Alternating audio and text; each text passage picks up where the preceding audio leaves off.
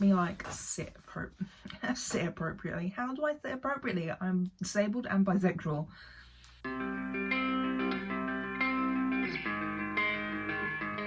Hi pals. So my life is a mess, which is nothing new.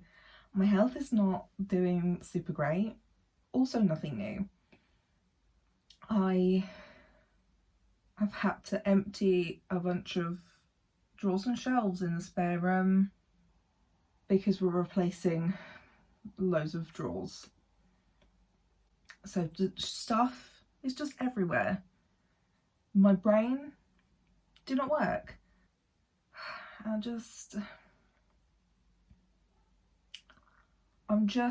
doing my best, okay? You know, I'm just trying. I've seen a lot of, I say a lot, two people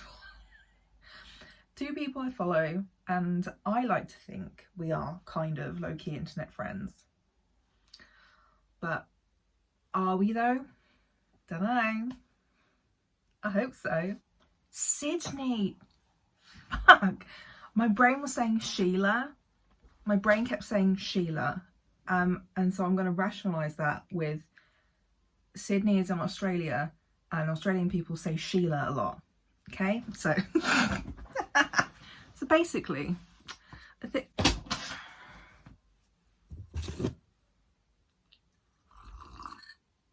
thing is, I've seen, but I nearly called a Sheila again. Sydney and Kate have both sort of done talks and videos about sort of like a TBR tackle, basically, where they tried to tackle the books that they just didn't finish in previous TBRs, or finish books that they started and never finished, you know, things like that. I don't have a long list because I don't complete TBRs, so I'm not putting that on myself. But I do have a little list of books on my GoodReads that I have started and have not finished. So what fucking date is it? Is it like I cannot see the date from here. Okay, so we're like a week into July when I film this. I will try my best to finish as many of these books as possible by the end of the month, which won't happen.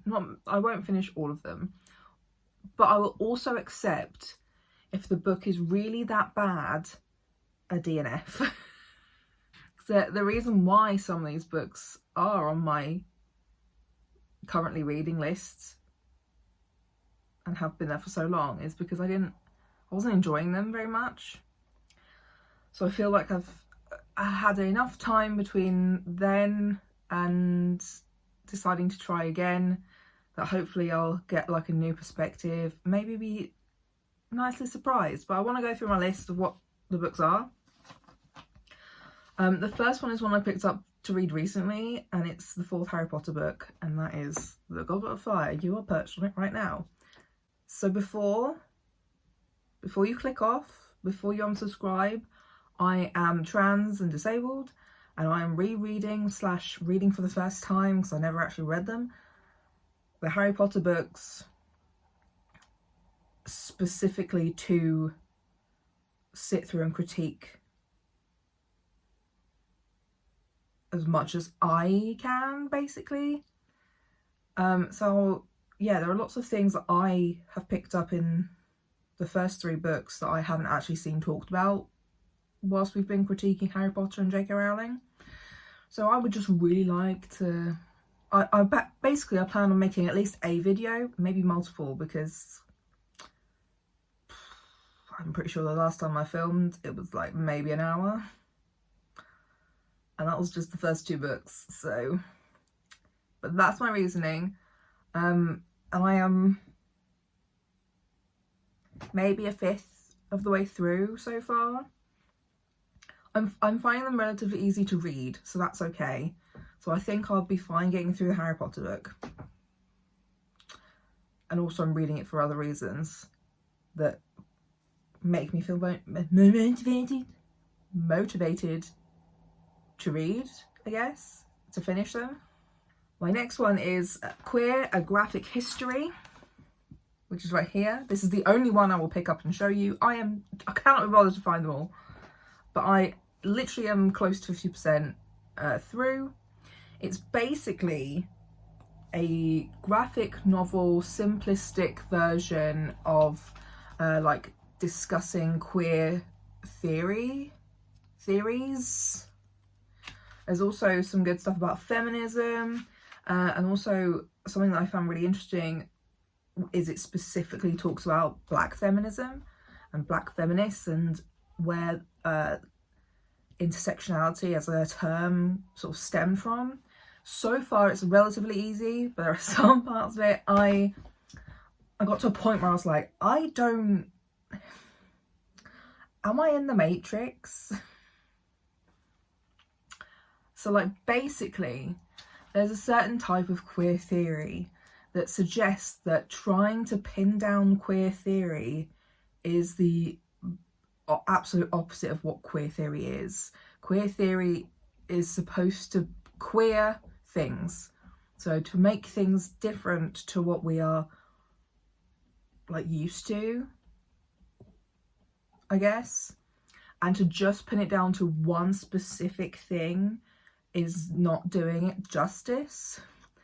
And then there's this whole section of like there's a section of talking about how sexuality and gender are fluid, and I found that a bit difficult for me. Like, even though I personally find gender and sexuality relatively fluid for myself, I know there are people who are a lesbian and that is that, or they are a trans man and that is that, or you know, like, it's not fluid, it is static.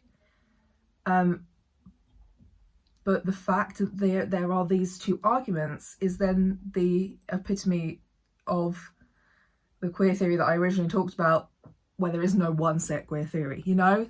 It gets to a point where you're like, am I reading words? So yeah, it's around this point is where it started to get a bit like that, and I was like, I need to put this book down. And I've had this book for freaking ever. It's been in spare room on the shelf for like at least 2 years. I think I bought it in Gaze the Word when I did the first Book Breaks Pride brunch event, which was fun. Sad face that we didn't get to do that this year. Pandemic. So that's the second book. The next one is Poems of William Blake. I got this as fifth here. God, I'm fucking slurring. You can tell I'm tired when I cannot speak. I got this for free on Amazon Kindle, which has been kind of a lifesaver for me in quarantine, just using Kindle app and reading like that. Wow. Who knew I would fall in love with ebooks? And like, I kind of set intentions and goals for my year. So one of my sets of like intentions and goals was like reading more of certain types of writing. I managed to cross off 2 out of the 3 on the list, and the last one was poetry. And there are a few poetry books I'm interested in buying, but I have not done so yet. So I thought I would try to read this. It's really fucking boring.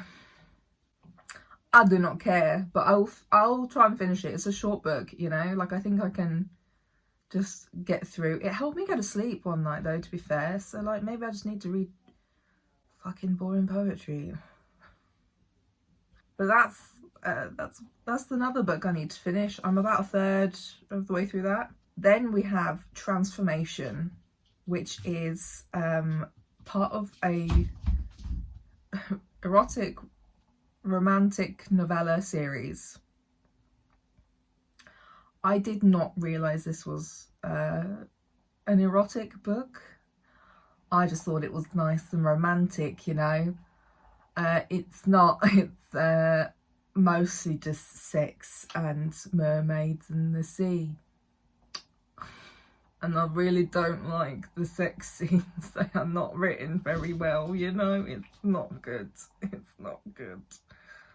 But because as well, it's a short book, maybe I can get through it. But oh my god, it's not for me. It's not for me. And then I have Dead Witch Walking.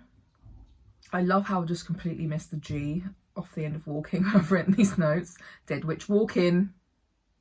And this is a book I've had on the shelf for a very, very long time. I'm one of those people who just picks up books I think I will like in charity shops and such forth, and then just don't read. So I'm trying to give it a go, because I'm also aiming to kind of have some Halloween book content for October, so I kind of wanted to get a head start, so at least I've read some by then and I'm not under pressure to read them closer to the time. And like, I just wasn't having a good time. I think I'm maybe 3 chapters in. It's very early 2000s, like wardrobe. It's written like it was written by a man. I don't think it was. The main character is kind of not nice. I don't like her. Kind of anti-feminist in how she talks about other women, but then also kind of bi with the way she talks about other women. So, you know, I'm not getting on with this. But I started reading that maybe in the first month of quarantine, lockdown, sometime in March or April. So maybe if I, you know, give it another go, we might get on better, you know? And then I have From Baghdad with Love. So this was another book that's collected dust on my shelf for a long time. And I'm really battling emotionally with whether I want to try and read this again. I'm just bringing it up here because I want to talk about this. I cannot cope with dog abuse, death, struggles. Dogs have a very special place in my heart. I can and do cry regularly just thinking about dogs. Not even my dog, just dogs. And I know it's supposed to be a happy kind of story because he basically rescues this dog from Baghdad, where he is at war. But then also, I'm not sure I want to read about war or any of the other shit that happens when you're at war, you know? And I have a feeling it might end up being kind of like Marley and Me, where the dog dies at the end. Sorry, spoilers.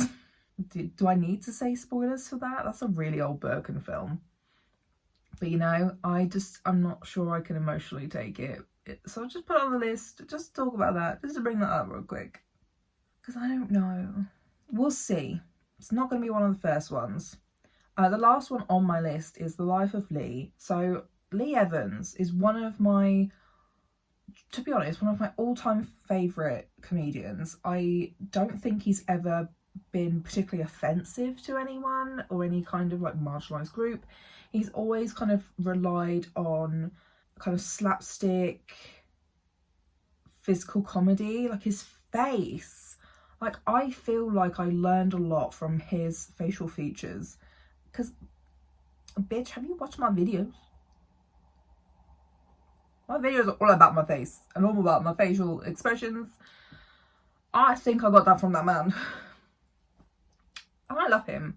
So generally, I'm just quite fascinated by celebrities, people who have made it or people who have been like become quite infamous. I have loads of biographies and memoirs. I'm actually going to make either a blog post or a video specifically about them. Maybe I'll like actually sit and read a bunch of memoirs or whatever. Maybe I should make my own readathon, seeing as I cannot join one because I'm fucking useless. But I am a decent way through that. I don't think I'm going to need to reread any of it. It's not, you know, I think I remember, even though I started reading this actual years ago. But yeah, it's just something I want to finish, and then I think I'll either donate the book or sell it, or, you know, whatever. Like, it's not a book that I think I'll keep. Same with some of these other ones on the list. But it's one that I would actually genuinely like to finish. See what happens, you know? Yeah, so I just kind of want to finish that. See how I'll be feeling, you know? I hope you enjoyed the video. Leave a like and a comment. tell me if you think I should do a non-fiction, is that it? Yeah, a non-fiction readathon where we read nothing but non-fiction books and they have different prompts. I could do that. Oh my god, maybe I might just sit and write it up anyway and just see. Obviously won't be anytime soon because I'm not good at any of this. I'm wearing eyeliner, not eyeliner, hello. Mascara, by the way, just want you to have a look. Hi. I'm actually down. Also, I've got this weird flicky bit here today, and I don't know what the fuck is happening. But let me know if you would like more book-related content, queer-related content, disabled content, because as we know, I am books, gay and disabled. Yeah, that's my brand now, books, gay and disabled. And subscribe to see more of this, just more of this. You should subscribe just for my face because I am beautiful. And I'll see you in next week's video. Bye.